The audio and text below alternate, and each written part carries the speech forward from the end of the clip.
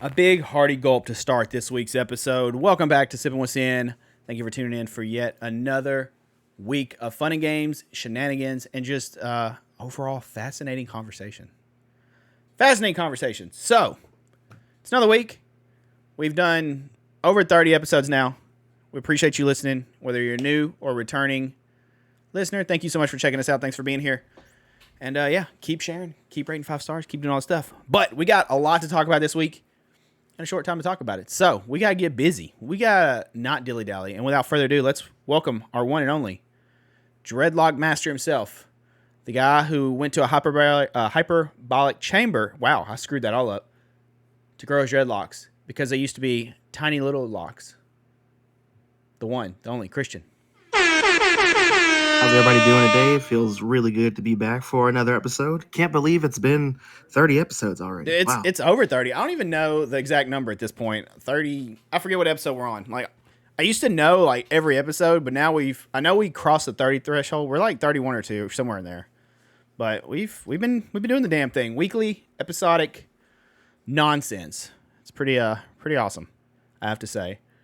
But first off, I'm gonna make a statement right away before we do our opening thing. I'm not gonna have, I hope I don't have, a blonde struggle bus moment. I'm gonna say, look, I stream, do a lot of content creation. I'm very busy, and I have a 10-month-old, so my brain turns into jello. I had a really dumb moment last week, and it has haunted me for a week, where for some reason the Jamie thing just didn't click in my head. I don't know who the hell I thought it was. I knew Michael was her uncle, but I don't know who I was thinking was her parent. I don't know what was wrong with me. Look, it was temporary insanity. My brain was jello. There's a lot going on. We're going to avoid that this week. I'm damned and determined. Christian, don't laugh. That is literally haunting me. I'm like, wow, how did I screw that up so bad? As someone that's like watched these movies so many times, how did I absolutely just fumble the shit out of that? I'm mad. That's funny to me, man. Like that was great. That was one of my crowning achievements that day. So Oh my God. thanks for giving me that. Whatever. So I've been thinking about the Michael thing, but we're not getting into that right now. That I still don't know. Like, there's still so many ways I feel like you could go with that. And I've even asked other people. Like, I feel like that's actually a great conversation to have with horror fans, that especially like Halloween this time of year. And so I've actually been talking to people about it. But we're going to get into the show. What we'd like to do to start every episode, if you're new here or if you're returning, you already know. But we'd like to talk about what we watch, listen, play, read, or what we've done this last week. And we like to kind of just update everybody and tell everybody what's been going on. And we're going to let Christian start off and talk about his porn addiction. Oh, wow. Okay. Well, don't have one of those. Is a hyperbolic chamber cold? It can be. Okay. The nights are cold, yeah. Is that how your dread grew? Is it cold stimulated the hair follicles to make them grow faster? No, they grew with hate. The more hate you feed every ounce of your hate in my body grew my hair. That's exactly what You're a happened. hairy son bitch then. Man, I mean, I'm pretty zen now, you know. Okay. Wow, that turned. But anyway, so we always talk about what we've been watching when we start off. So I've watched a couple things that we'll get into, but the one thing that I watched this week that nobody's watching right now but me is Smallville. I am currently into season 4 of Smallville. I've kind of binged Smallville, so I'm on season 4, and like I said, I used to watch this back when I was a kid, a lot younger, and it was on TV all the time, and I would watch it weekly, and then I stopped watching it, and then I started watching it again, and it was rerun central. All that to be said, I completely forgot that Clark met Lois in Smallville at the beginning of season 4. He also flew first episode of season 4, first episode of season 4 was crazy. Because he doesn't fly in Smallville. That's like a whole thing. He doesn't fly. I don't know why. I'm sure there's some lore behind it. They couldn't afford it or whatever. But he just uses super speed all the time and his strength. He uses X-ray vision and heat vision a lot. So, we get those. But anyway, season 4, Lois shows up. Pete's gone. Jensen Ackles is in the show now as Jason. He is Lana's boyfriend, which is weird because she leaves to go back to Smallville and he follows her to Smallville. He becomes the assistant coach for the high school and he is dating a high school student, which is highly illegal. So there's a lot going on in the show that just doesn't add up to me, but whatever. It was a very popular show. So, shit happens. Clark and Lex were no longer friends, but then they, make up kind of and become friends ish later on again before they become mortal enemies for good. So it's weird. Lionel switched bodies with Clark. Now he knows about Clark's abilities and powers. And when they switch bodies back, Lionel no longer has like liver cancer or whatever. And he's apparently a changed man. He's going to be a good person now. So we'll see if that's the case or not. It's a lot going on in Smallville, but I'm still watching it while I'm, working, drawing, doing laundry, all kinds of mundane stuff. So that's what I've been watching. All right. Me, I am throwing a curveball. So I recently, a couple days ago, a band that I like, they released a new song. And it's not a band I listen to all the time, but they have a ton of hype right now. Like, I feel like they're a super hyped up metal band. Mainly, every member is extremely talented. Let me say that by preference. Like, they're all super gifted. But their vocalist is definitely in the spotlight. Dude is insane. And I'm not really sure what he can't do at this point. And as a former vocalist, I truly appreciate it. And it's pretty impressive. But the band is Lorna Shore. And they just released a new song called Pain Remains 1, Dancing Like Flames. This damn song, so they're like a melodic death metal core, because they have breakdowns, band, but this song is very different from what they normally do. Because, they're normally just blast beats, some melody, fast as shit, heavy breakdowns, like throw a table against a wall breakdown. But this one, the structure and the way the melody is done is insane. It's literally a deathcore ballad. And it's something I haven't heard. Like, when I say that too, so imagine a song that's heavy as shit. Like, it's a heavy ass song. Blast beats, there's zero clean singing in it, but the way the melody of the song and the way it's set up and orchestrated, and the music video, it pulls at your heartstrings hard. I read the lyrics. The lyrics are fantastic. Dude, it hit me in the feels the first time I listened to it. I was like, what the shit is this? What happened? Why are they so heavy and I want to punch stuff, but now I'm sad, but now I'm angry because I'm sad, and now I want to punch stuff more. It was good. It gave me the, Christian, you know exactly what I'm talking about. It made me go, ooh. Oh, yeah, I know exactly what that is. Oh, yeah. But Lorna Shore, check them out. They're put out by Century Media. They've done a bunch of stuff. They've had a lot of hype recently. Dancing Like Flames. Seriously, the song is, I don't know, it tugs at your heartstrings hard. Super hard. It's super good. So I've listened to that. Had to throw some music out there. But I've also played, I've watched some stuff, we're about to talk about it, but I've also played a game that I've been seeing around and has kind of caught my attention, and I finally got to play it, Cult of the Lamb. So it's a roguelike action-adventure game. It's developed by Massive Monster and published by Devolver Digital. Dude, this game is freaking fun as hell. It has some of the most dope integrations I've seen on Twitch. So what I mean by that, you play it, and say Christian is in my chat hanging out. Apparently you have to be on PC for this to work, but say I get a new follower for my cult. I've earned one by, doing these like dungeons and fighting bosses and stuff like that. You'll get a follower that'll come join. And then you also build like a base in like a cult area. You're building like place to sleep, stuff to do, lumber, all that stuff. The normal base building thing. But if you get a new follower, it'll actually raffle. You can click and it will raffle off in chat for someone to be able to win, to control that follower, and it would put Christian's name over top and he would design his character. Super awesome. Not to mention you can send like channel points and fill up the totem to unlock rewards for me, or you can even punish the person playing. Like, it's a ton of really cool integrations on top of it. and it's fun. I've got probably 5-ish hours in it so far, and I really really dig it. I've enjoyed it a lot. It's out on all platforms as far as I know. If you want to do the Twitch integration, I'm pretty sure you have to play it on PC. Make sure you're at least an affiliate on Twitch, and then for people to be able to engage, other than the channel points you can do on mobile, but to be able to select a character and stuff like that, you have to be on PC. But a super good game, getting good reviews. I'm seeing a lot of people playing, and it's holding really good recurring numbers on Twitch. So that's been super fun. Looking forward to playing Metal Hellsinger. I'm sure we'll talk about that next week. I'm going to play that next week. The early part, super stoked for it. It's got good reviews as well. We've talked about it previously. And also, I'm thinking about playing some Deathloop soon. Deathloop.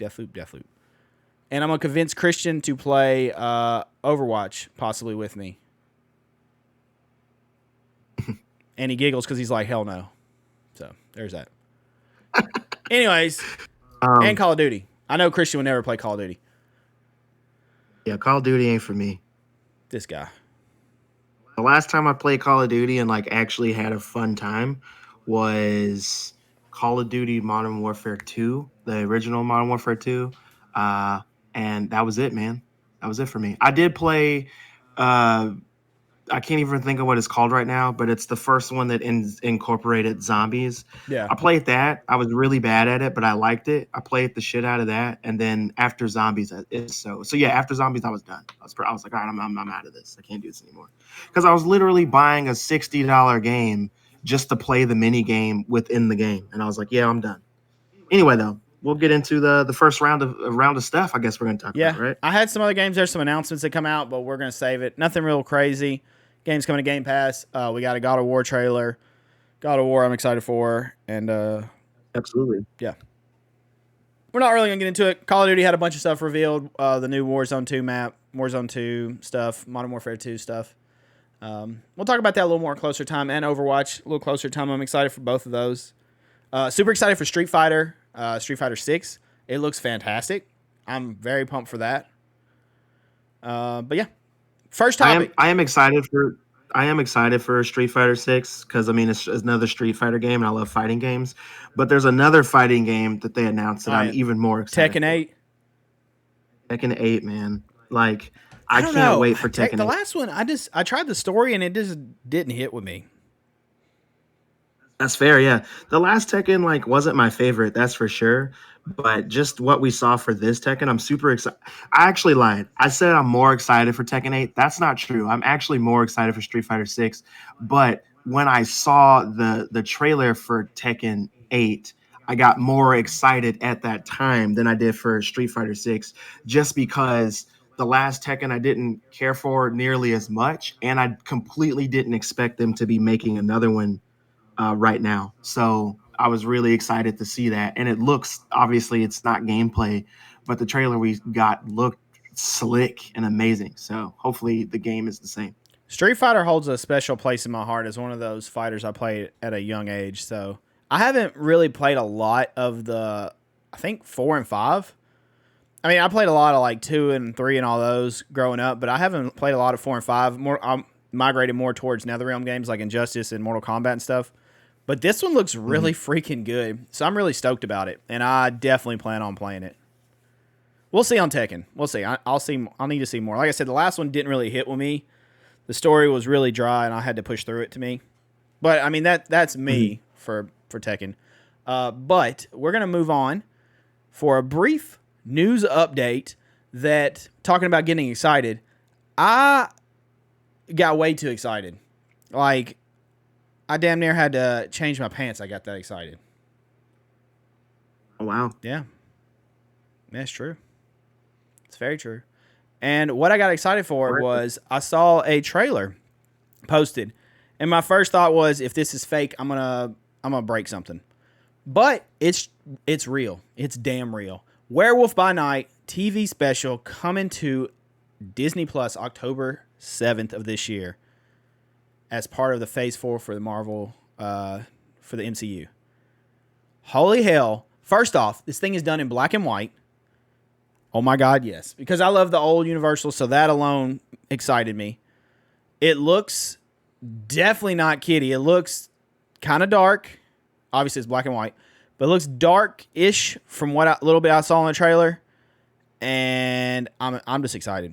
I'm just excited. We wanted Werewolf by Night during Moon Knight and all that stuff, so the fact that it's coming now, I'm still very confused if it's a show or just a movie, like a one-off special event to kind of introduce Werewolf by Night, or what it is. I'm not really sure on that. I'm very hazy. I know it's a special. Past that, I don't know. But I'm stoked. I think Christian has some thoughts on it. He definitely knows more about it. I collect some of those old comics. Yeah, dude. Werewolf time. Let's freaking go. I can't pretend like I'm not excited about that. That was one of the most exciting trailers that I've seen for the MCU, even though it's a Disney Plus special.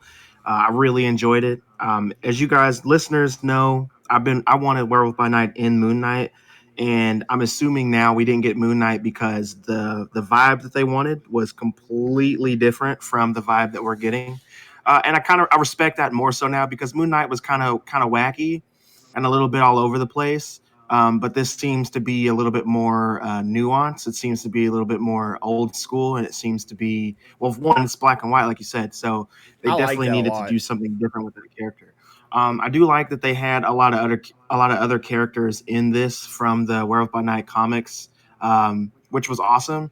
They also had freaking Man-Thing in this. And for those of you who don't know Man-Thing, super quick, like he makes people essentially experience like hardcore feelings, right? But if emotions, if one of the emotions that you feel, however, when you see Man-Thing is fear, then you will burst into flames when he touches you. And in the trailer, you see him touch like two guys and they burst into flames. So I was like, oh my God, this is awesome. We're actually getting a comic accurate character in this. So that was really sweet for me to see. And he's a multiversal character. If he touches you and you don't feel fear and you don't burn, then you'll have access to like multiversal situations. So it's really cool to see. I can't wait for that show or special. I believe it's just a special. It's an hour long, and I'm sure that'll lead into more stuff. Hopefully, it leads into Midnight Suns later on. We'll see. But yeah, man, I'm excited about that.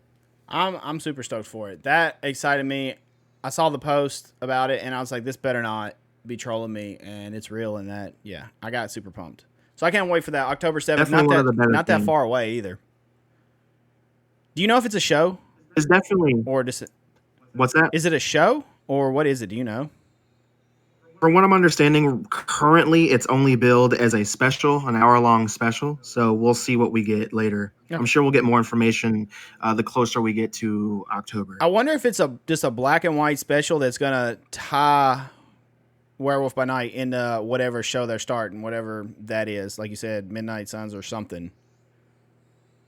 Just enough that we know who they are, who it is. Makes sense, actually. All right. Well, speaking of Disney Plus, let's move on to our next subject. She-Hulk. We had episode 5. Yeah, episode 5. I had to think about that really hard.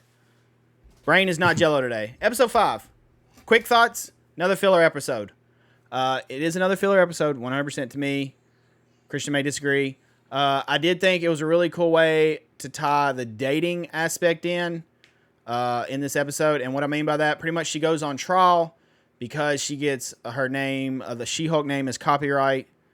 So she goes to court about it, and she kind of can't really prove it because she's on record saying, I didn't come up with that name, whatever, all this stuff. And then she says, I am She-Hulk. And then find out she's been using the She-Hulk name to date, and that ties that in, as well as tying in I think Christian called him the Tony Stark-ish character. I cannot think of his name. Mm-hmm. But he shows up. He's there. So it also brings him back. So I think Christian's onto something with that. I'm pretty sure he dropped the theory that that dude was possibly behind the attack on her an episode or two ago. So I believe you're onto something there. Yeah, by the Wrecking Crew. The Avengers with an I, not an E, not spelled correctly. The Avengers typo merch was really funny, I thought. Like the Avengers and the Avengers. Yeah, Avengers. That was super funny. I still like Pug a lot. I think he's a fun character. I'm enjoying him. I'm enjoying She-Hulk. And the little Easter egg. There was no end credit scene, which threw me off. But at the end, you see the costume designer. I'm like briefly going over this. The costume designer uh, moved the Daredevil helmet away, and I thought that was pretty dope because I've been waiting on him to make his appearance. But yeah, filler episode tied in the dating. She doesn't care to embarrass herself. That's about all I got. It was good. I mean, it was a good episode, but it's nothing like the Daredevil thing was cool. Nothing like crazy in it to me. Christian? Yeah, pretty much, man. Like there was nothing super crazy going on. I did like Pug is my favorite character in the show. I don't know if I've said that before or not, but he's absolute. All my favorite characters in this show aren't She-Hulk, and that doesn't mean I don't like She-Hulk. That just means that the She-Hulk that we get in the show and the She-Hulk that I love so much reading in the comics are two different characters. She-Hulk in the comics is funny, but she's very confident, very sexy, very alluring. And she doesn't turn back into Jennifer Walters like that. Correct me if I'm wrong, but she doesn't like change back and forth like she does in the show. That's something that they're doing in the show. She's just pretty much always in her She-Hulk form. That is her. She is She-Hulk. Jennifer Walters is She-Hulk. She is an attorney. All this stuff. So that's how that goes, and that bothers me because I wonder why they do that so much in this. I'm hoping that that's something that changes later. I don't know if it's because the actress wants to Tatiana Maslany. I don't know if she wants to like have her face more in it, or if they're just doing that because they have to, that's why they're paying her so much. I'm not sure. But she's so meek. And they talk about her being little in this, and she is when she's in her human form. She's very little. She's always wearing these giant suits that don't fit her, so they'll fit her kind of when she's She-Hulk, and they never look great. And she talks about it in this, like not being able to have clothing that'll fit her in her She-Hulk form because they just don't make clothing like that. I liked that, but also they don't. The thing for me is like I understand if you are a bigger woman in general. Like if you're a bigger woman, it's hard to find clothes. That's just the case. So I did like that they said that. That's inclusion, and I'm all about inclusion.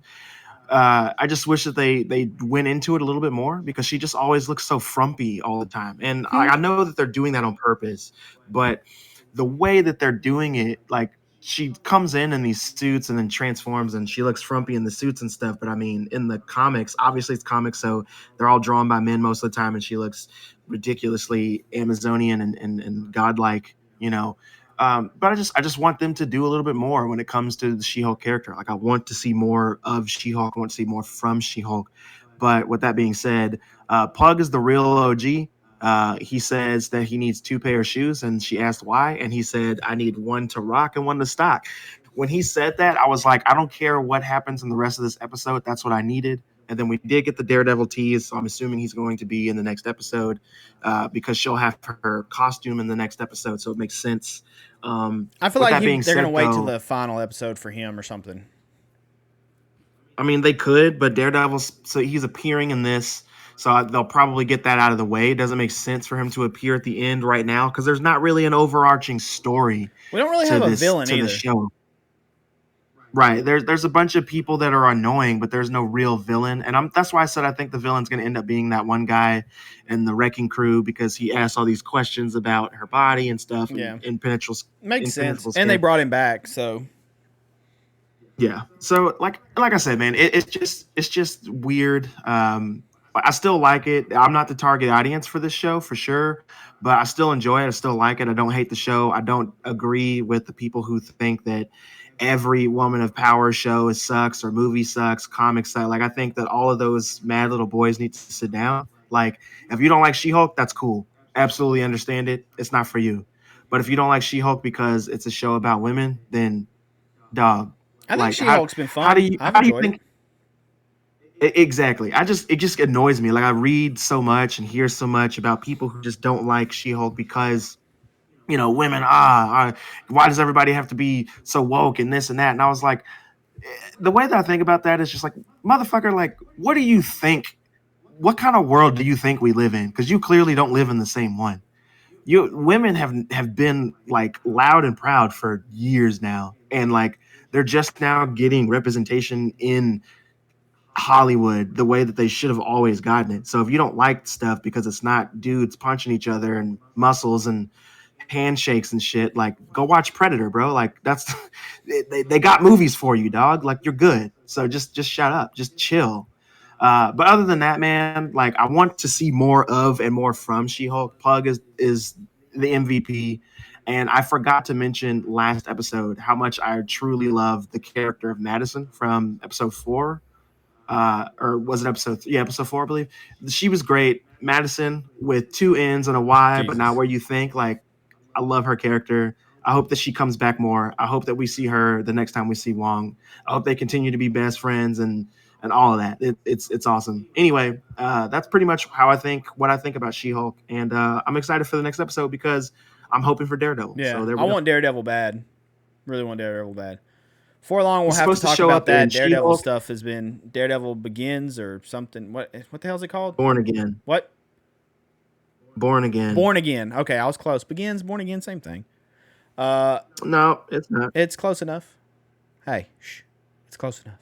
Just let it happen. uh, anyways, it's got Charlie Cox coming back, and I can't think of the actor's name, but the same guy playing Fisk is coming back as well. And it is Vincent not season D'Onofrio. 4. It is season 1. So Yep, season 1 of a new show Yeah. that's called this, and I mean, I'm into it. Like, it better be good. I'm just excited. He's gonna have 3 suits essentially. He's gonna have this suit that we see, the yellow and red, his classic. We're gonna see that. Then he's gonna be in the Echo show for an episode or 2, maybe, and he'll probably have a different costume in that, which could be the black costume again or a new version of a black costume. And then I'm sure he'll go back to classic red with the classic DD on the chest. So we'll get those coming up. Just saying, and, I love he's him got as a new Daredevil. person. Yeah. I think he is Daredevil now forever. Yeah. So And I also just like love the actor. I everybody's- cannot think of that dude's. I think it's Vincent something, isn't it? Yeah, Vincent D'Onofrio. Yeah, he's amazing as Fisk. I love him as Fisk too. Just throwing it out there. He fits the body type to me. And his acting is dude, it was so good in Daredevil. So good. All right. But that's gonna cover that. She-Hulk, solid show. I've enjoyed it. It's been fun. Much better than Miss Marvel, but we're kind of beating a dead horse with that one. Going back to that. But yeah. Moves on to our next topic. Cobra Kai. Cobra Kai season 5. Recently come out maybe last Friday. I'm not really sure. Time of recording this. Hasn't been out long. But watched all of the new season and have some brief thoughts. I know Christian's going to go in depth. I have very brief thoughts. So I'll say this. Cobra Kai has some really cool parts. I enjoy it for nostalgia reasons. Karate Kid movies, stuff like that. I think it's really cool that they're giving Johnny Lawrence an arc after being the villain in the old movies. You know, one of the villains, giving him an arc of redemption and stuff like that, and growing up and maturing. I've enjoyed that. It has some really good parts. It is in parts very cheesy and very teenagey, young adult, which tends to lose me a little bit. But it has really cool choreography for the fights, and I love the big fight scenes and the choreography for that. There's a lot of moving pieces, and I appreciate it. The music's awesome. And it's cool seeing Daniel LaRusso and Johnny Lawrence and all them, and then some of the other characters from the movies come back. I enjoy that. The season was fun for the most part. Yeah. I mean, but at some point, when are we going to end it? Because I feel like this is never ending. I really feel like it's never ending, and it's going to be a cash grab kind of thing. But it has been fun. I have enjoyed it. Me and the missus have watched all the seasons so far, and that's my quick thoughts. Go on, Christian. I know you're excited. Alrighty then. Well, my thoughts are different As he ties his from yours, headband and for gets sure. in the crane kick position. So I'll keep this as brief as I can. I did watch Cobra Kai season 5. Cobra Kai is my favorite show on Netflix, aside from The Witcher. Over Stranger I love Things? it. I like it. I like it more than Stranger Things. Here's the thing. Look, Stranger that's Things blasphemy. is definitely more up my alley than Cobra Kai, but no show gets me excited to watch it more than Cobra Kai does. Like, Cobra Kai was a show when it started on YouTube, and I remember being like, nah, I'm good. I don't really want to watch this. Johnny was the villain. I don't really want to see them make him a hero. I don't care. Then I watched it on Netflix. I binged Cobra Kai season 1 and 2, and I waited impatiently for season 3 at the time. Cobra Kai was one of the first shows on Netflix that I binged just full seasons of it and didn't even like get up to eat or take a piss. I just watched it because I was enthralled. I love how shitty of a person Johnny is. I love how shitty of a person Daniel actually ends up being as well. Like nobody is really the hero or a villain in this show. Nobody's they're all their own protagonists in this show, and everybody is their antagonist, and you see that for sure in this. I do like this season 5 is definitely one of my favorite seasons, not because I think the fights are good, but because the story actually evolves in this. You see characters finally making some decisions they should have been making, but the characters are getting older. It makes more sense why they're doing this, why they're making the decisions that they're making, and I really just enjoy seeing that. um we do get some epic fights in this for sure. You get a really nice fight in all of the seasons, and I love that. But damn, dude, like if you're a fan of Cobra Kai like me, getting this far, getting to season 5 is just awesome. And before season 5 came out, they did announce that they were doing season 5, and then they're going to take a quick break and then do season 6, which might be the last season. To answer your question, this show isn't meant to last forever. It was meant to last until the story was done and those kids got too old to essentially do this, and they started taking off for themselves. Zolo and Iwanya, the guy who plays Miguel, he's going to be Blue Beetle. I was going to ask Peyton, that. the girl who I plays was pretty sure he Tori. was, but I wanted to make sure. Yeah, exactly. Peyton, the girl that plays Tori, she's got this huge deal with like a makeup company. She models. The guy that plays Robbie models.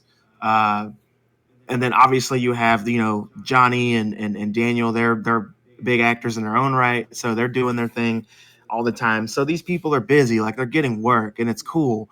But I just really liked this season. I really enjoyed seeing it. I'm always going to be hyped for Cobra Kai. It's definitely one of my favorite shows. It's not my favorite show on Netflix.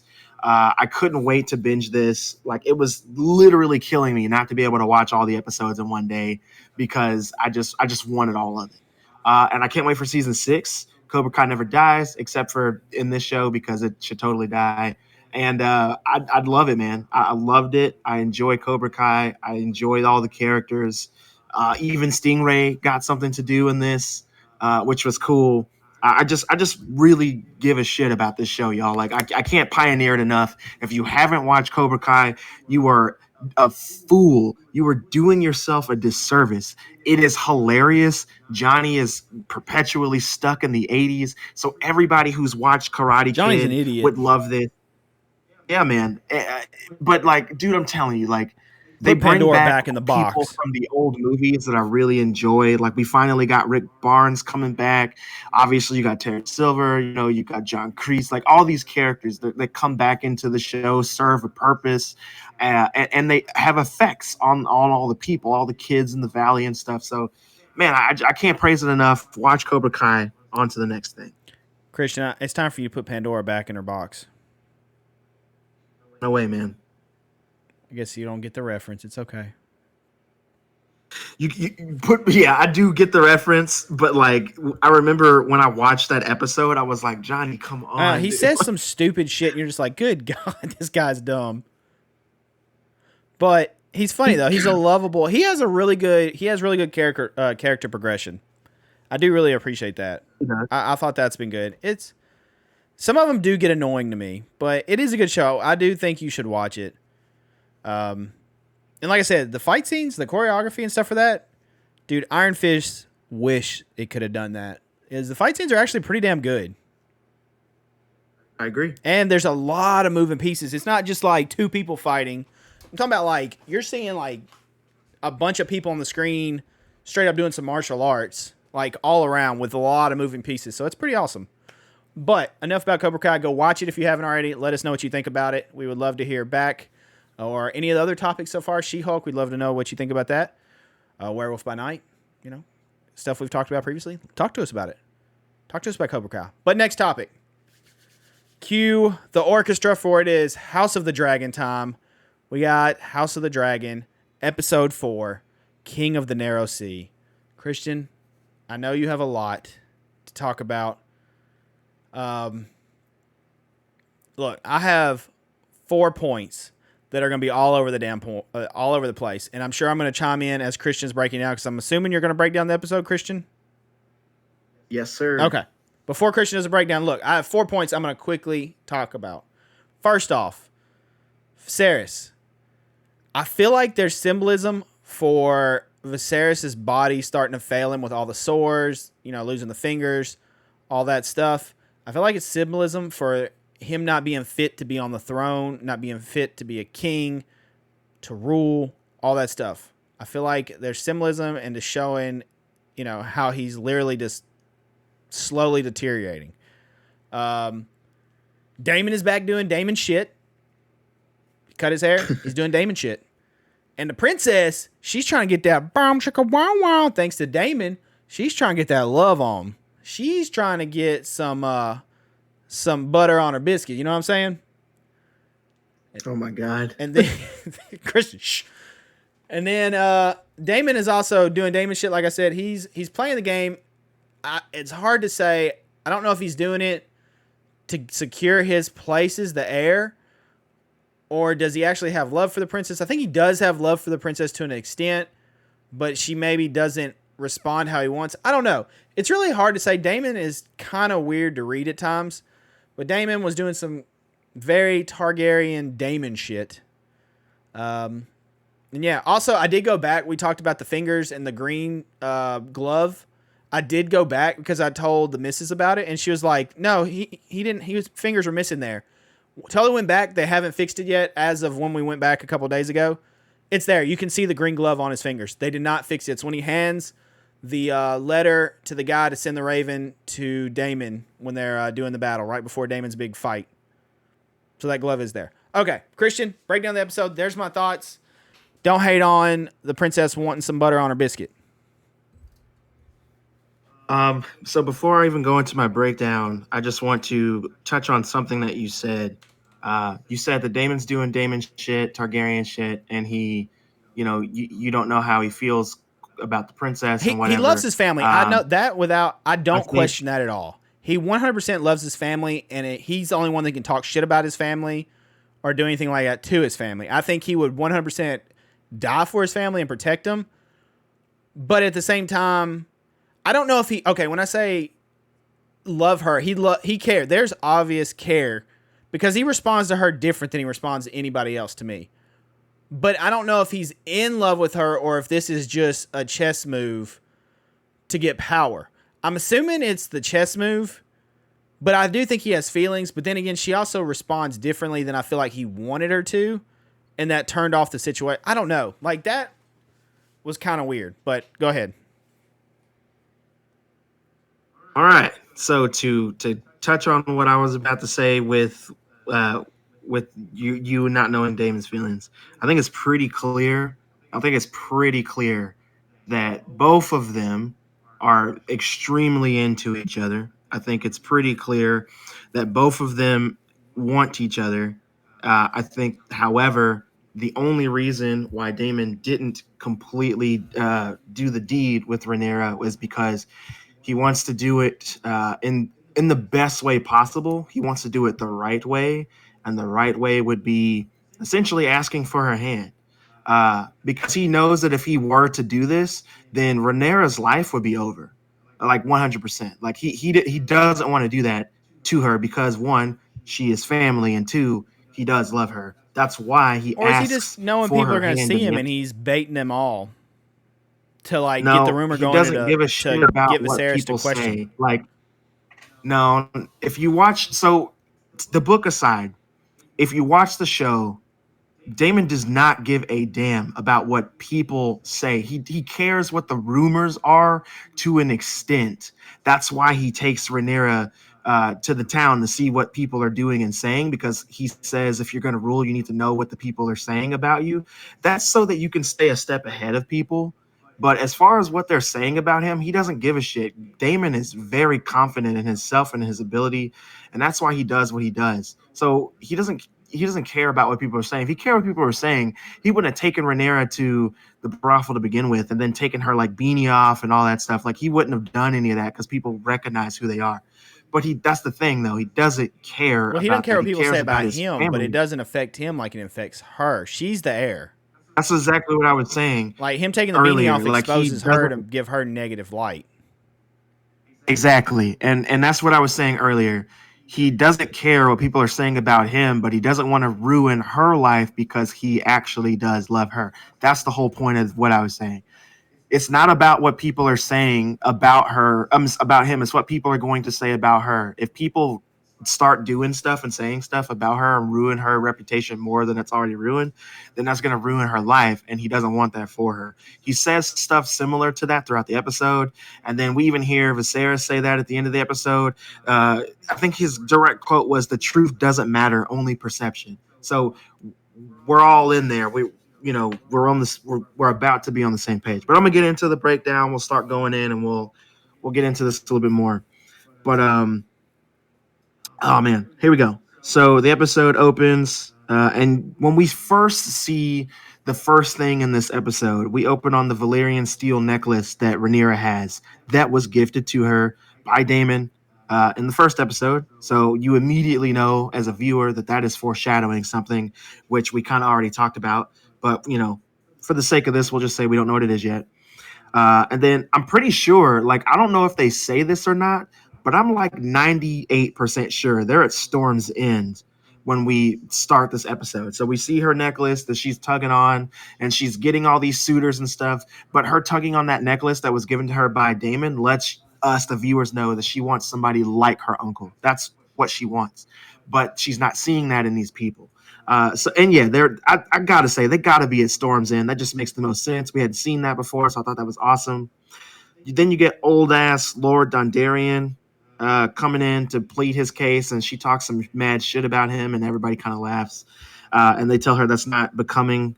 Then you get the little boy from House Blackwood, and he's pledging for her hand. I thought that was cool. He gets made fun of by some douchebag from House Bracken, and he gets fucking killed for it. That kid fucking slayed that guy. When I saw that, I was like, oh my god, hell yeah, this is what I'm talking about. It was awesome. Talk shit, get hit. Like, it was so good. I loved it. I don't know how you felt about that, but seeing that kid gut It was that dude for hilarious. talking shit was awesome. I loved it. That happens. Then Rhaenyra dips out. She's ready to go home.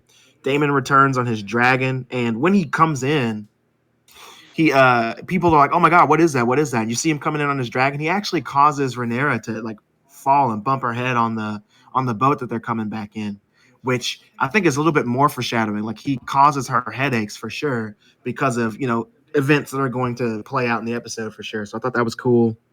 Then you see Damon shows up with his crown, and he's crowned king as well.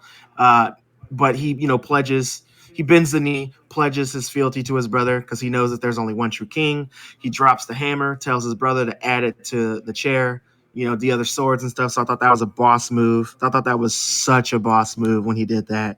And then he gives his crown over to his brother as well. I think it's made out of the bones of crab feeder too. Like they don't specifically say that, but it just makes sense to me that it's made out of his bones. So if you go back and look at that episode, or if you haven't seen it, check out the crown Damon has on. I'm pretty sure it's made out of the bones of crab feeder. With that said, what else happens?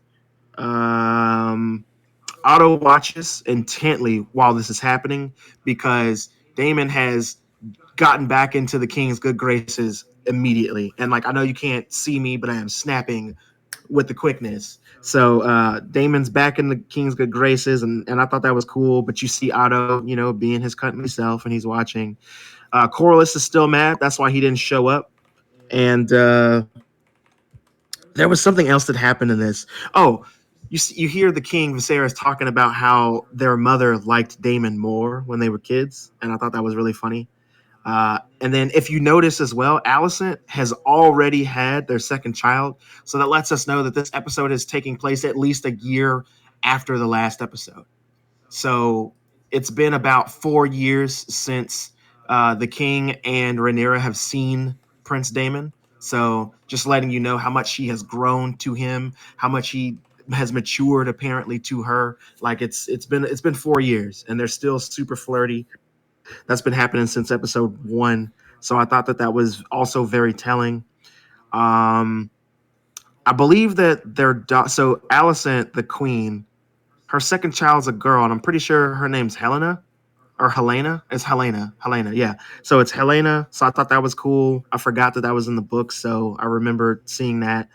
Rhaenyra vents to Daemon, uh, and she tells him that her father's trying to sell her off to somebody who has the biggest castle. He tells her that there are worse things to be sold for, which I mean is true as fuck, but still sucks.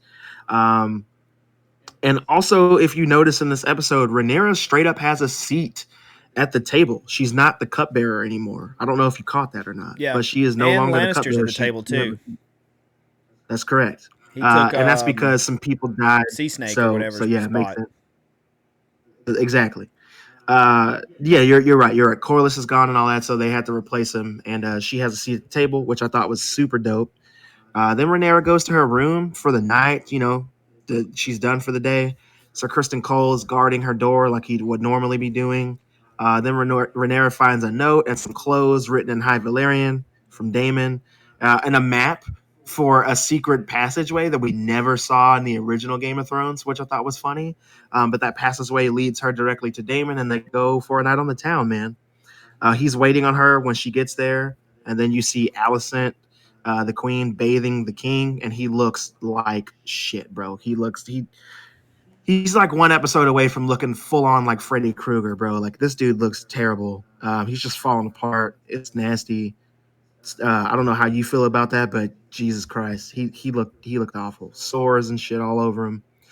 Um, so that happens. Then you see Rhaenyra. They stop to watch a play, kind of like when Joffrey.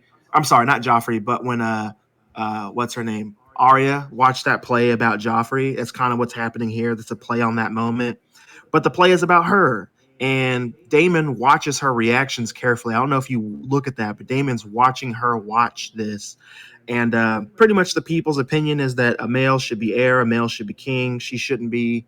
And she gets pissed off, and he's telling her that it's good to hear what the people think, and she's never done that before. She's never been down there. She's never really been around common people, so she doesn't know what it's like to be them. She doesn't know what they think. She doesn't know what they've been saying, what they do when the king's not around. So she gets a little peek into all of that.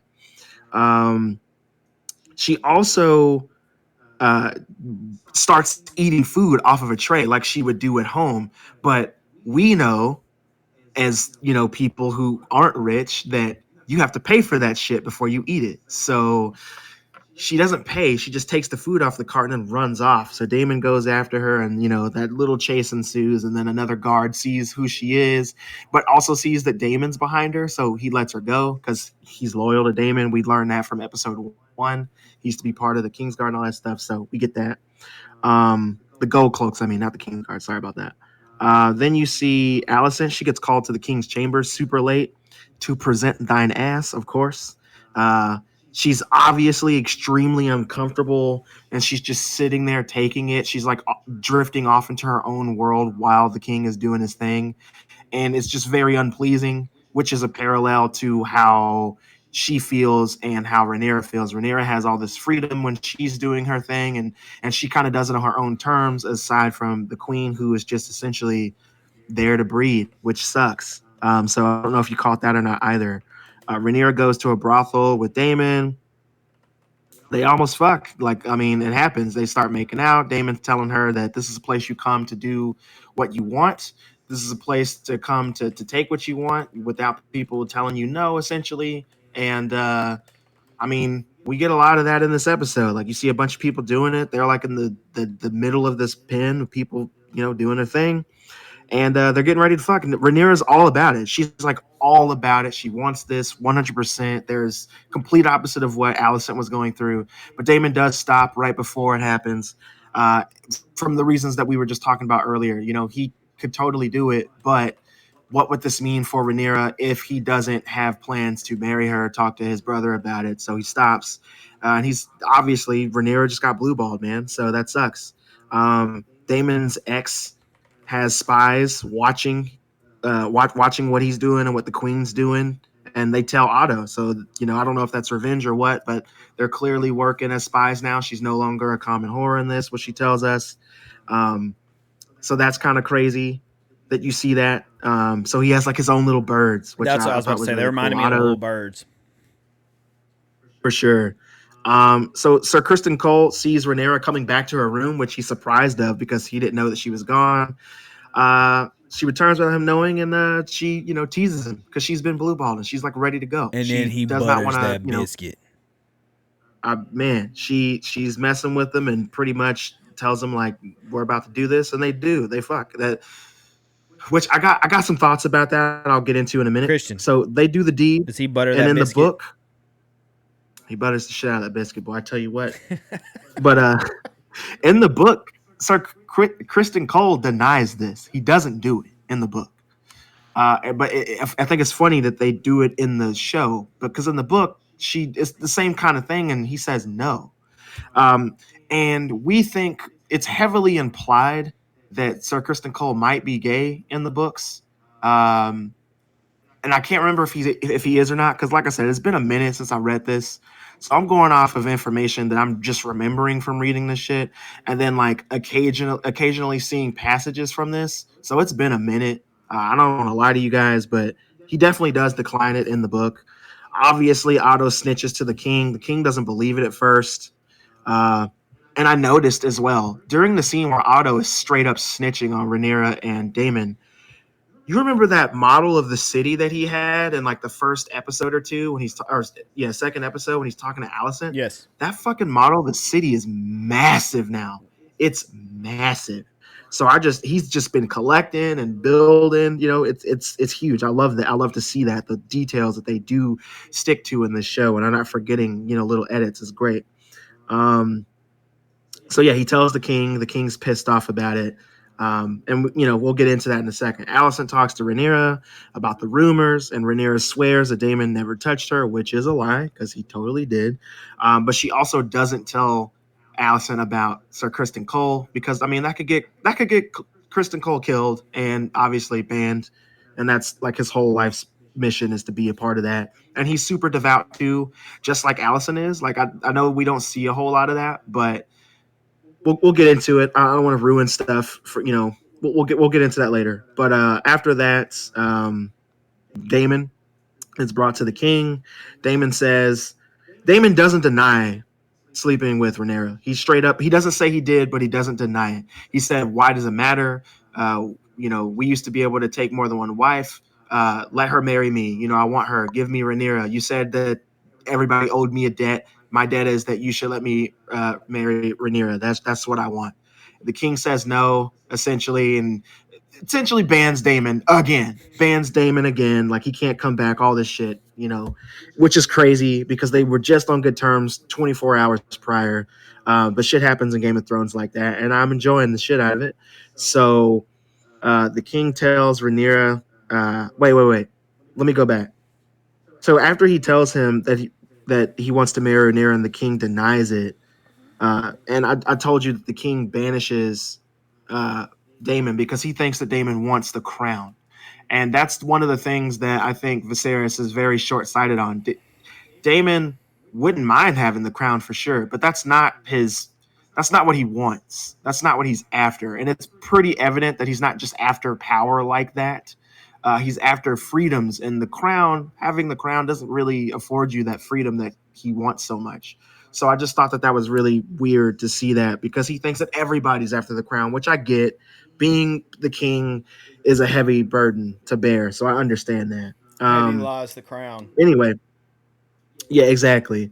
So the king talks to Rhaenyra. They talk about the rumors. He heats up the cat's paw dagger so that she can read the message on it, which I fucking loved. I thought that scene was sick. The king does, however, order Rhaenyra to marry Lenore Targaryen. No, I'm sorry. Valerian. He orders Rhaenyra to marry Lenore Valerian, not Targaryen. Sorry, I said that incorrectly. But she agrees. She does agree to this because she wants to do her duty, but only if Otto is no longer the hand of the king. And I thought that that was a boss move from Rhaenyra because she was like, fine, I'll do this one thing for you since, you pretty much gave me all this freedom and I fucked it up. However, if Otto is the king, I'm sorry, if Otto is the hand of the king, I'm not going to do it. So I thought that was awesome. Then you see the king talk to Otto and he pretty much tells him to clock out, man. Like, I love that scene. He tells him to clock the fuck out. He was like, hey, you were the hand of the king real quick. You've been the hand of the king for a long time. The realm owes you a great debt, but you ain't shit. You've been plotting and scheming. You even gave me your daughter when I was grieving. You knew exactly what you were doing. I can see it now. Like, you're just you want your blood to be on the so close to the chair so bad. That's all you could see. And now that I know that you're doing this, like, you're done. You're dead to me. Fuck you. Clock out. Give me your badge. He takes his fucking badge off, dude. I love that when he just slid his badge off, telling the story about his dad and shit. Loved it. We can go into that more, but honestly, I just think that that's one of those scenes where it's just really good to just watch this actor act, bro. Like, it was awesome. The actor who plays Viserys, Patty something, I can't remember his last name right now, but he was killing it on that scene. I loved it so much. Um, anyway, so after that, um, in the book that does happen, but it happens differently. He pretty much fires Otto in the book because Otto keeps hounding Viserys to make his son the heir, which is, his grandson. So that's why he gets fired in the book. But in the show, it makes more sense. It gives Viserys a little bit more agency. So I like the way that they did this more so.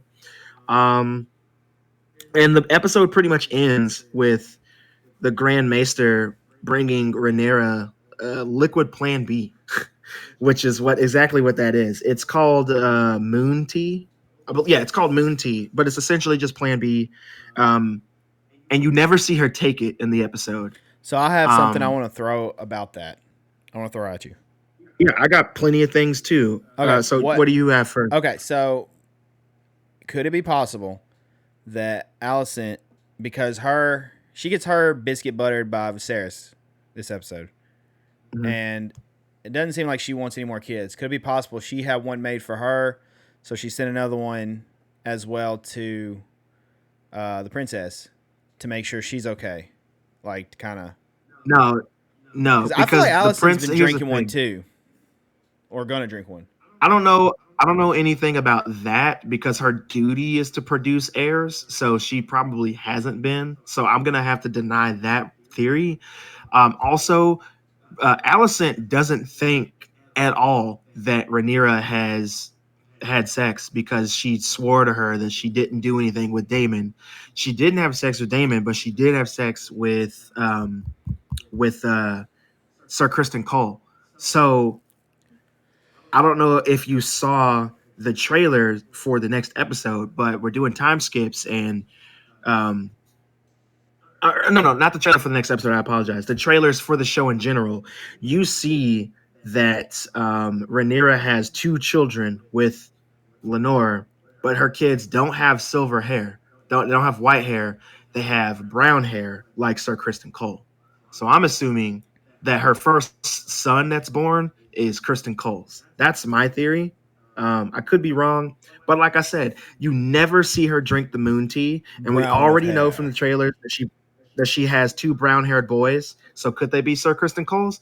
I think, man, it just makes sense because if she was with Lenore the way she's supposed to be, then those kids would have came out with white hair, just like in the original Game of Thrones, how Cersei's kids all had blonde hair, like Jaime and her, and none of them had brown hair, like her husband. Like that makes sense to me. Yeah, exactly. So I think that that's definitely going to come up later on, and I think that Alicent, that's going to be one of the things that turns Alicent completely from being her friend.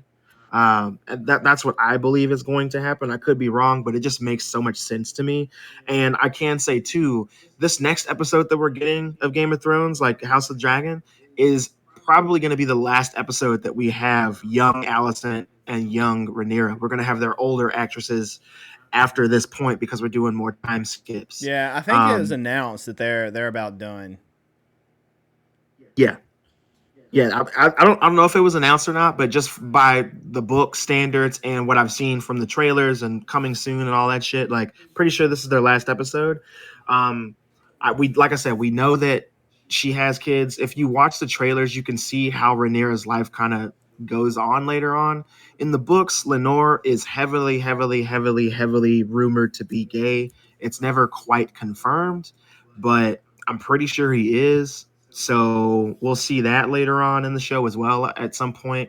And that's probably one of the reasons why he doesn't say much about these kids that he has that don't have his hair color and stuff, because, being gay back then was a no-no. And, you know, he probably wanted to keep that under wraps as best as possible. So I got a lot of theories about what's happening and what's going to happen with Daemon and Rhaenyra. And some of that is, heavily based off of my knowledge from the books and then from seeing some stuff that happened in the trailers. So I'm just super excited to see more of this, man. It's definitely a good show. I hope that it keeps going the way that it's going now, and I can't wait to see how they wrap this up, man. I'm excited. Yeah, I'm loving it. But yeah, that's what I got to say about House of the Dragon. I'm super excited to see more. I can't wait to see these kids, and I think it's safe to say that we could very well see a pregnant Rhaenyra in the next episode, because she has her kids pretty soon after the events that just taking place in the books. So she might be pregnant when we see her next, depending on the time skip that we're about to get. And with that being said as well, does she continue her relationship with Kristen Cole? Does she not? Like, what happens with that? I'm not sure, because they're changing a couple of things from the books. So, man, I need that episode.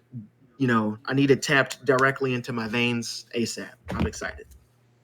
Find out next on the next episode of House of Dragon Z. I thought you were going to say, find out on the next episode of Sipping with Sin, but you didn't say that. Oh, God. I had to throw the Z because every time I hear someone like lead up something like that, like what will happen, I think of Dragon Ball Z and those damn, how they would end all the episodes. Yeah. But yeah, I'm excited to see where it goes. That. I'm loving the show. I really do enjoy it a lot. As a Game of Thrones fan, I'm really, really digging it. I think they're doing a really good job with it. I'm enjoying the stories, the acting. I agree. It was very satisfying watching Otto lose his Hand of the King, and I'm excited to see where that goes from there. What happens with him and what happens with all the characters, and see what kind of crazy turns Daemon has next after he chopped off all of his hair, which was different. But yeah, good show. Awesome show. Excited for the next episode. And you're right. We may see a pregnant princess. Pregnant princess. A PP. Oh, that's bad. That doesn't work. We can't say that.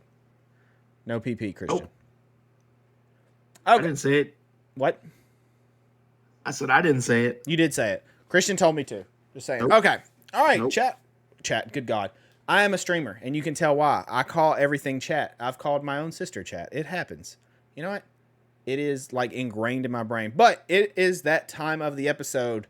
That's right. Your sister's such a sweet lady. Pass the whiskey. That's right. Pass the whiskey. I don't know what Christian's talking about. Christian, what are you talking about? We're trying to pass whiskey. I said your sister is such a sweet lady. Okay. If you say so. That's pretty much it. That's all I got. If you say so. All right. Well, because Christian ruined the bartender, Pass the we're passing the whiskey. It's time for last call, boys and girls. Whiskey! And we got a special last call for you this week, because our last call question comes from the one, the only Christian. Christian has the last call question from us, so let's see what we got. Christian, what you got for us? So my question is, with the kind of announcement of the new Friday the 13th film that we may or may not be getting next year on Friday the 13th, tell me what that film would look like if you were in charge of the script. And I mean, you had full autonomy. You got to write that story. What would it look like? Okay. I'm going to start with a disclaimer.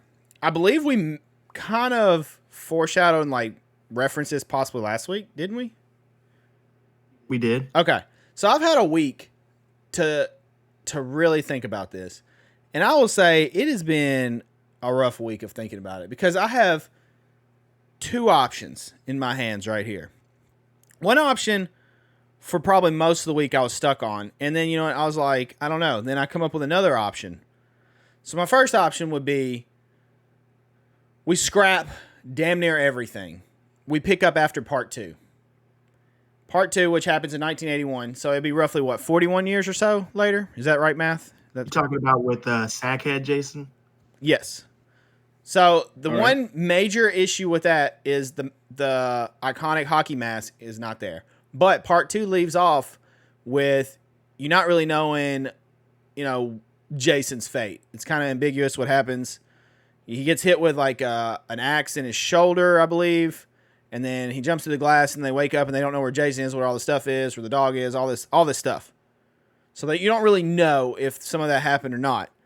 So I feel like that could be a good one to pick up after, because after that he gets the hockey mask, and then I think he gets hit in the head with an axe or something, maybe in 3, and then he gets hit with a machete or something in like 4 and dies, and then 5 it isn't actually Jason, and 6 he returns a zombie, and it just kind of starts going, whatever. We start spiraling.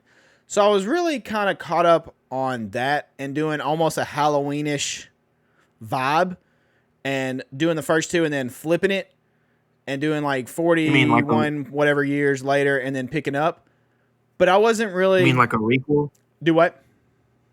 You mean like a requel? Yeah, I was thinking about that and doing maybe 2-3 films, maybe. But, I mean, you'd have to find a way to tastefully introduce the iconic mask, because it wouldn't be Jason without the mask. And I don't know. I had to think about it. You know what? I decided... Let's just erase everything. We're scrapping it. This is what I think I want to do.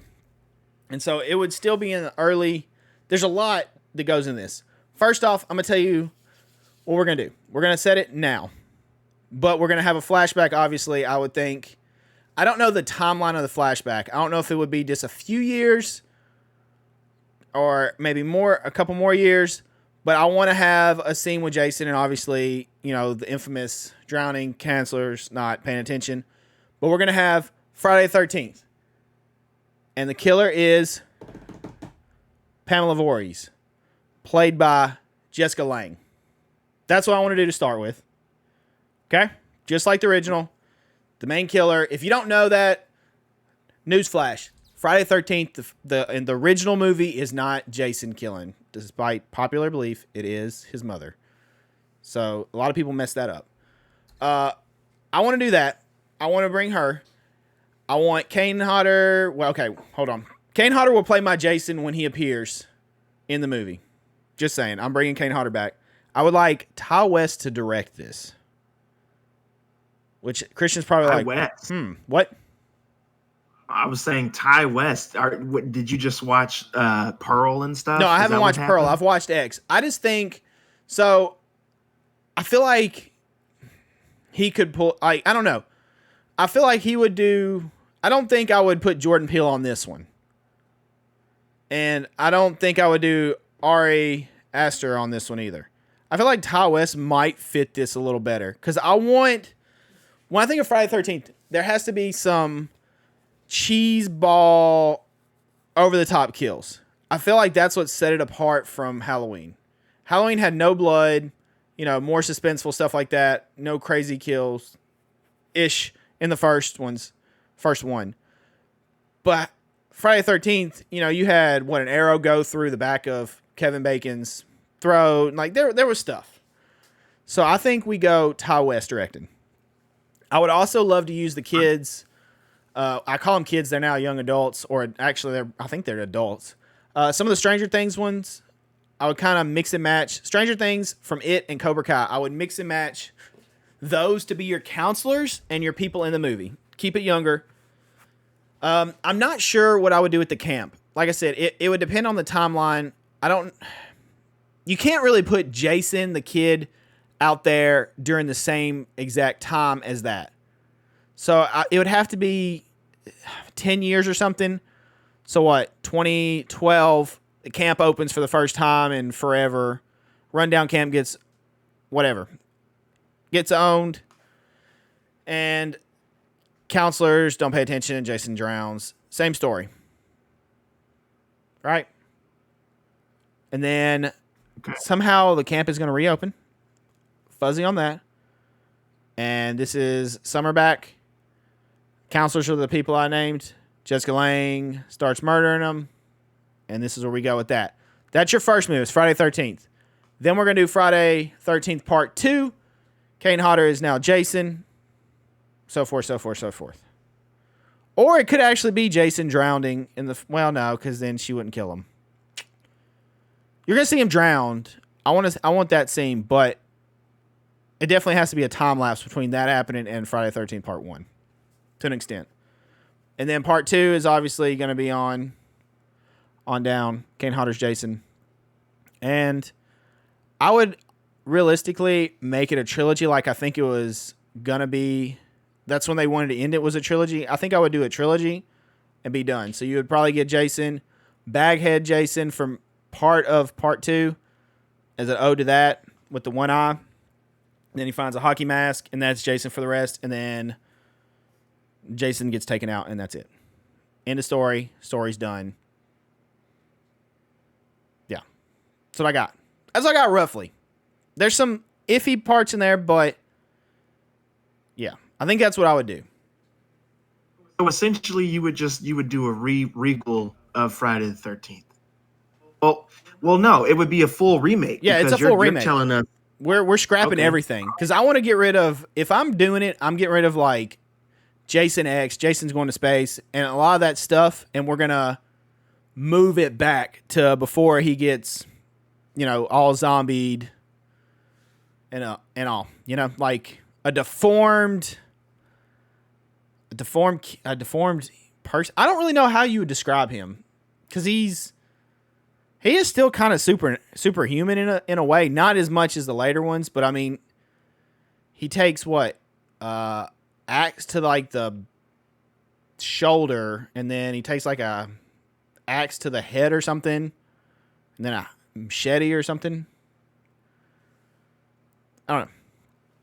I think that's what I would do, though. Like I said, the timeline, I couldn't figure out a good way to like solidify when I would do the Jason drowning part to when the camp is going and mom starts murdering everybody. But I would want to do that again, redo that, and then obviously Part 2, Kane Hodder take over. I would want to do the bag, and then I would want to leave it where they stop him or they get away, or do they kind of thing, and that leads into 3, and then we wrap it up. We wrap it up, and I think we have a definitive death scene for Jason. Kind of like you said last time, I think we wrap it up. He's dead. The threat's done. The damage is done, and we end. So a solid trilogy, almost just redoing, rebooting. So I think. All right. But All right. what do you like that? Do you disagree? I think the Ty West thing threw you off. I mean, I didn't honestly. I thought you were only going to give me like story beats. I didn't think you were going to think about directors. See, I got sidetracked on the people in it. Like I was trying to envision, because that's the thing. If like I picked it up years later, one thing I had a problem with if I picked it up after 2 is that's like 41 years later. Jason's born in like I think sometime in the 50s, right? Mm-hmm. Or something like that. I mean, he's gonna be old as shit. So how am I going to actually make this dude, who at that time is not zombified, realistically be the unstoppable machine that he is that's just like, I was having a problem with that, with the age gap. That's why I thought start over, start fresh. For some reason, I'm hung up on Jessica Lange as Miss Voorhees. I mean, it happens. I don't know. I see her doing that part. And then Kane Hodder to me is Jason. There's been various Jasons. I love Kane Hodder as Jason. And I would love Tom Savini to also do makeup and stuff. Special effects. Just saying. Well, I'm glad that you answered it. So I appreciate it. Yeah. So do you like that? Do you approve of this? Do you not approve? I started thinking of casting because once I started redoing it all and starting fresh, I started thinking, who would I put where? So I think that I approve of it in the sense that you thought about this, you came up with your idea of it, and you worked on it. I mean, you answered the question, so that's awesome. So as far as that approval goes, yes. Is that what I would do? Not necessarily, but I like what you said. That's a good insight. That's good insight. What's a quick rundown? What would you do? I mean, Very it's hard quick. to do a quick rundown Yeah. of what I would do, but mine would be more requel-esque. I would definitely keep lore from other films. Where would you I start the would lore from? Would you take all, or would you cut some off, like Halloween did? honestly, man, I would probably I would take the lore of Jason and then just fudge it a little bit. So his backstory is practically the same. I would have Tommy Jarvis in the story as well. I would bring him back. I would have Jason's history essentially up into becoming a zombie would be the same. However, I just wouldn't show you that. So I would have characters talking about it, like, yeah, he was, drowned as a kid, came back, did this. I killed him because Tommy Jarvis would probably tell the story. I killed him, and then I wanted to make sure he was dead. He came back, so I drowned him. He's still in the lake, and I would probably do something like that, where he's still in the lake, kind of thing. Um, at least that's what Tommy thinks.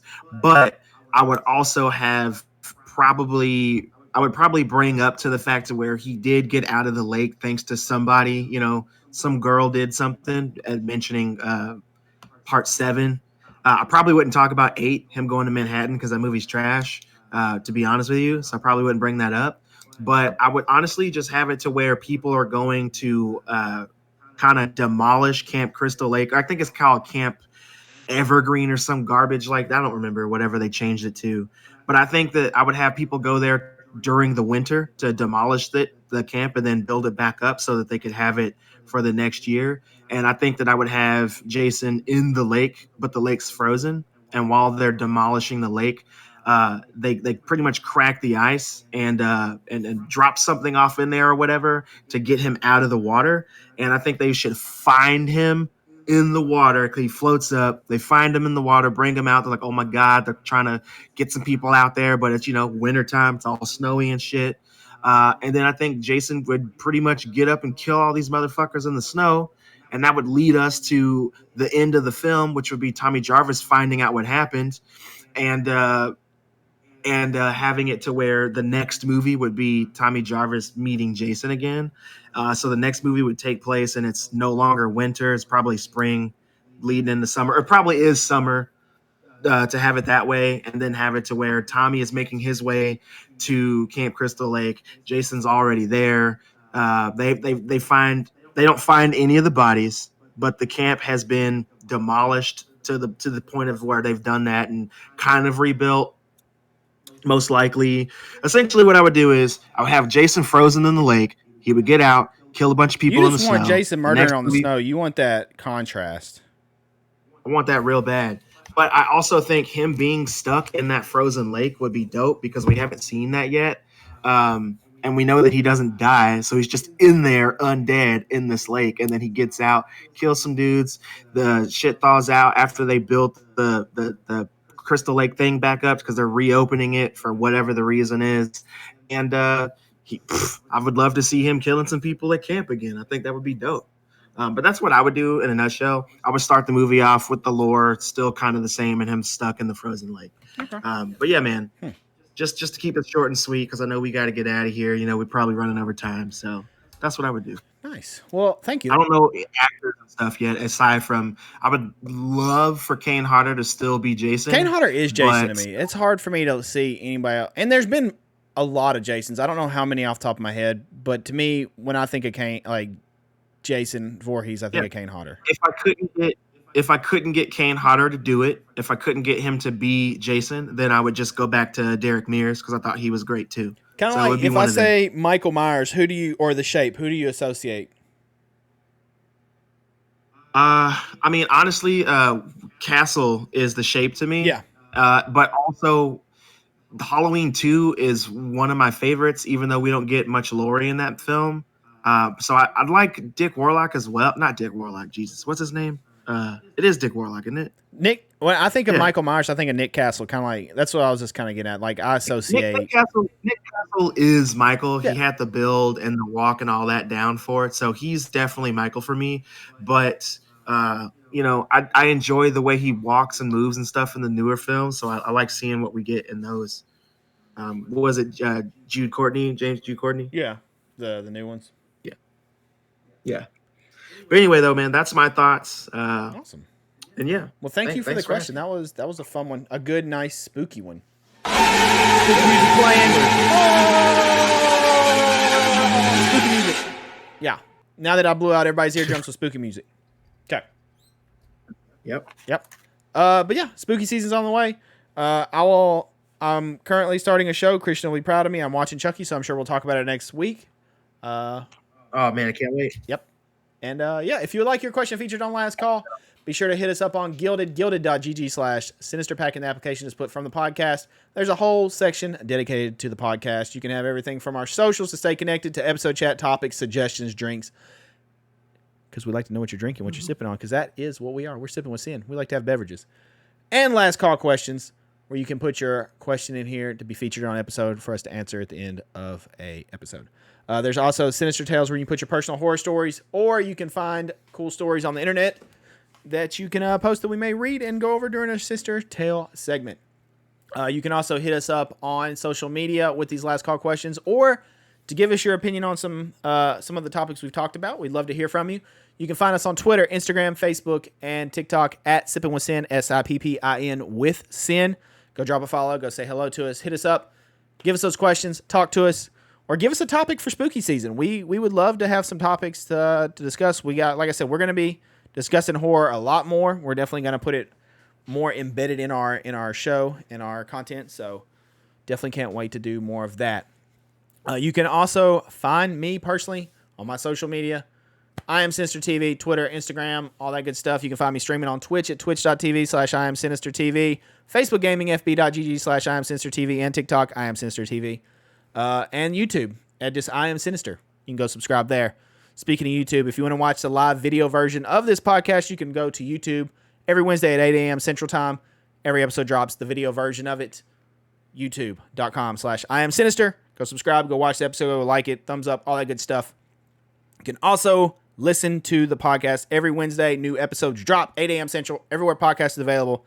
Spotify, Google, Overcast, Apple Podcast, Anchor.fm. Everywhere. Your mama's radio. I don't know. Everywhere pretty much podcast is available. We're available. Go listen to it. Rate it 5 stars. Subscribe. Follow it.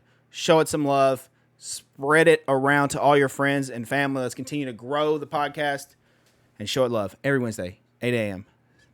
Central Time. We do it. Christian, where can the lovely folks find you to see your pictures and, to talk about your dreadlocks and the amount of hate that's oozing from you? Absolutely. Well, you guys can find me on Instagram at Venin Inc. That is VENANDINK. On Instagram, you guys can find me on TikTok at just my name, Christian Vincent. I had changed that, so it's just my name now. You guys can find me on that. Those are the only places you can find me currently on social media because, I don't like social media that much. So that's where you can find me. Yeah. That's the only places I really post stuff. Yeah, that's right. Go find him. Go say hello to him. Go talk to him. Talk to any of us. We'd love to hear from you guys. Like I said, submit your Last Call questions. But until then, we're going to see you guys next week. Thank you for tuning in to this episode. Thanks for hanging out. Thanks for listening. We do appreciate it. Again, rate 5 stars, comment, subscribe, all that stuff. Spread the word. And it's time to close the door. It's time to shut things down. Christian, close her up, lock her down, and let's get the hell out of here.